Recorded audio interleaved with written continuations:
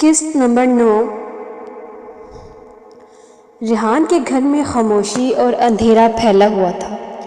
والد کا چہرہ زرد تھا اور ماں کی آنکھوں میں بے بسی کے آنسو تھے۔ ہسپتال کے اخراجات سن کر ریحان کے قدم جیسے زمین میں دھنس گئے۔ اسی لمحے سرفراز صاحب کمرے میں داخل ہوئے۔ ریحان بیٹا، مقابلے کا دن کل ہے۔ اگر تم نے یہ موقع کھو دیا تو اسکول کا مستقبل خطرے میں پڑ سکتا ہے۔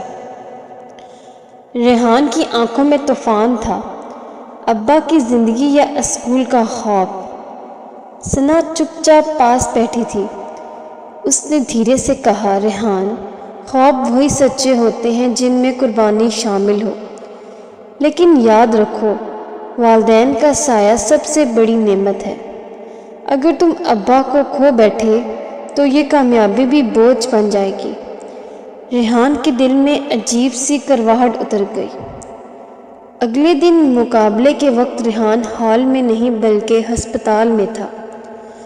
وہ اپنے والد کا ہاتھ تھامے بولا، ابا، آپ کی زندگی میرے لیے سب سے زیادہ قیمتی خواب ہے۔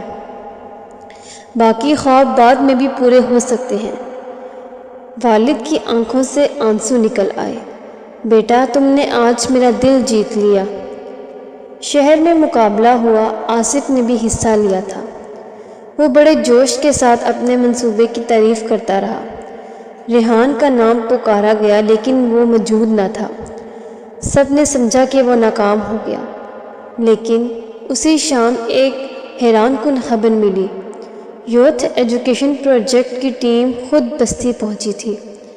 سرفراز صاحب نے ان کے سامنے ریحان کے تمام قیام اور اسکول کے حالات رکھ دیے تھے۔ ٹیم نے کہا، یہ نوجوان اپنی ذمہ داریوں کی وجہ سے مقابلے میں نہیں آ سکا، مگر حقیقت یہ ہے کہ اس کا منصوبہ سب سے سچا اور سب سے عملی ہے۔ امدادی رقم اس کے اسکول کو دی جاتی ہے۔ ریحان کو یقین نہیں آیا۔ اس کے والد کا علاج بھی شروع ہو گیا اور اسکول کو بھی سہارا مل گیا۔ وہ روتے ہوئے بولا، اللہ کبھی کسی کی قربانی ضائع نہیں کرتا۔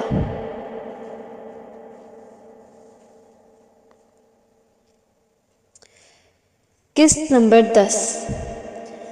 ریحان کے اسکول میں اب نئی رونق تھی۔ بچوں کے لیے کتابیں آئی، دیواروں پر رنگ و روگن ہوا اور سب کے چہروں پر خوشی کی جھلک تھی۔ سرفراز صاحب نے ریحان کو دیکھ کر کہا، بیٹا، تم نے ثابت کر دیا کہ خواب قربانی سے جیتے جاتے ہیں۔ یہ بستی اب بدلنے والی ہے۔ ریحان کے والد بھی آہستہ آہستہ صحتیاب ہو رہے تھے۔ گھر میں سکون کی ہوا تھی۔ ریحان کو لگا کہ زندگی نے آخرکار اسے انعام دے دیا، لیکن اسی دوران آصف دوبارہ منظر پر آیا۔ اس کے پاس کچھ سرمایہ تھا جو اس نے غیر قانونی طریقے سے کمایا تھا۔ اس نے بستی کے لوگوں کو اکٹھا کیا اور زور سے کہا، یہ اسکول تمہیں کچھ نہیں دے گا۔ میں یہاں ایک بڑا کاروبار شروع کرنے جا رہا ہوں۔ جنہیں روزگار چاہیے وہ میرے ساتھ آئیے۔ کچھ لوگ لالچ میں آ گئے جبکہ کچھ ڈر سے سہمے تھے۔ ریحان نے آصف کو ٹوکا، آصف، تم لوگوں کو دھوکے میں ڈال رہے ہو۔ یہ روزگار وقتی ہے، علم ہی مستقبل سہارا ہے۔ آصف نے ہنستے ہوئے کہا، ریحان، تم اب بھی کتابوں میں پھنسے ہو۔ میں نے دنیا دیکھ لی ہے۔ طاقت اور دولت ہی اصل سچ ہے۔ آصف کے منصوبے نے بستی میں پھوٹ ڈال دی۔ کچھ لوگ ریحان کے ساتھ کھڑے رہے، لیکن کئی آصف کی چمک دھمک کے پیچھے چل گئے۔ ریحان کے لیے یہ ایک نیا امتحان تھا۔ اس رات ثنا نے ریحان سے کہا، تمہارے خوابوں کی اصل آزمائش ابھی شروع ہوئی ہے۔ آصف کے لالچ کے مقابلے میں تمہیں جذبے سے لوگوں کو جیتنا ہوگا۔ ریحان نے پرعزم لہجے میں جواب دیا، اگر یہ خواب سچائی پر قائم ہے تو اللہ خود میری مدد کرے گا۔ آصف کا منصوبہ بڑھتا گیا، لیکن اس کے پیچھے ایک بڑا راز چھپا تھا۔ ایک ایسا راز جو جلد ہی سب کے سامنے آنے والا تھا اور بستی کے مستقبل کو بدل دے گا۔ قسط نمبر 11۔ آصف کا کاروبار تیزی سے بڑھ رہا تھا۔ بستی کے کچھ لوگ خوش تھے کہ انہیں روزگار مل رہا ہے، مگر کئی دلوں میں خوف بھی تھا۔ آصف کے آدمی سختی کرتے، قرض پر سود لگاتے اور کمزوروں کو دھمکاتے۔ ریحان یہ سب کچھ دیکھ کر بے چین ہو گیا۔ ایک دن سرفراز صاحب نے کہا، بیٹا، اندھیرا چاہے کتنا ہی بڑھ جائے، روشنی آخرکار اپنا راستہ بنا لیتی ہے۔ صبر کرو، سچائی جلد ہی سامنے آئے گی۔ چند دن بعد بستی میں بڑی خبر پھیلی۔ سرکاری اہلکار آصف کے گودام پر چھاپا مارنے پہنچے۔ وہاں سے جعلی نوٹ، غیر قانونی سامان اور منشیات برآمد ہوئی۔ ساری بستی سکتے میں آ گئی۔ جو لوگ آصف کے ساتھ تھے ان کے چہرے شرمندگی سے جھک گئے۔ آصف کو ہتھکڑیاں لگا کر لے جایا گیا۔ جاتے جاتے اس نے ریحان کی طرف غصے سے دیکھا اور کہا، ریحان، تم نے میرا سب کچھ برباد کر دیا، لیکن یاد رکھنا، خواب ٹوٹتے دیر نہیں لگتی۔ ریحان نے سکون سے کہا، خواب صرف ان کے ٹوٹتے ہیں جو دھوکے پر بنتے ہیں، سچائی کے خواب کبھی نہیں ٹوٹتے۔ اسی شام ثنا ریحان کے پاس آئی۔ اس کی آنکھوں میں خوشی اور آنسو دونوں تھے۔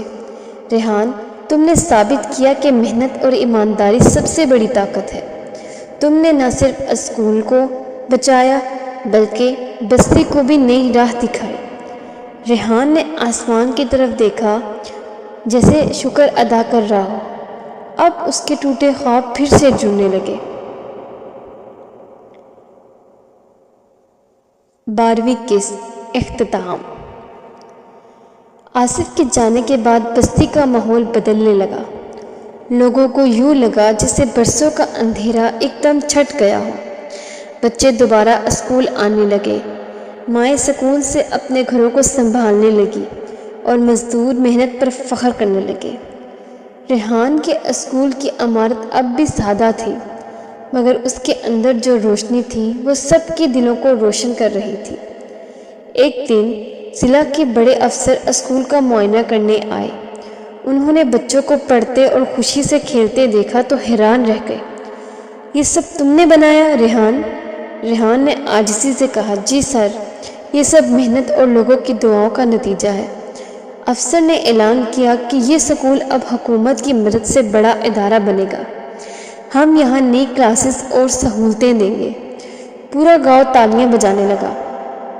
اسی شام سرفراز صاحب نے ہنستے ہوئے کہا، ریحان، تم نے ثابت کیا کہ ٹوٹے خواب جڑ بھی سکتے ہیں۔ ثنا قریب آئی اور آہستہ سے بولی، ریحان، تمہاری محنت نے ہم سب کو جینے کا نیا حوصلہ دیا ہے۔ ریحان نے اس کی آنکھوں میں دیکھا۔ اب اس کے دل میں نہ صرف تعلیم اور روشنی کے خواب تھے بلکہ ایک نئی زندگی کا خواب بھی تھا جس میں ثنا اس کے ساتھ ہو۔ غروب آفتاب کے وقت ریحان اسکول کے دروازے پر کھڑا تھا۔ بچے ہنستے کھیلتے باہر نکل رہے تھے۔ ریحان نے آسمان کی طرف دیکھا اور دل ہی دل میں کہا، اے رب، میں جانتا ہوں کہ خواب ٹوٹتے نہیں، وہ صرف آزمائشوں سے مضبوط ہوتے ہیں۔ اس کے ہونٹوں پر مسکراہٹ تھی۔ اندھیروں سے لڑ کر آخرکار اس نے روشنی پا لی تھی۔ سبق: سچائی اور محنت سے جیت ہمیشہ انہی کی ہوتی ہے جو خواب دیکھتے ہیں اور ان خوابوں کے لیے جدوجہد کرتے ہیں۔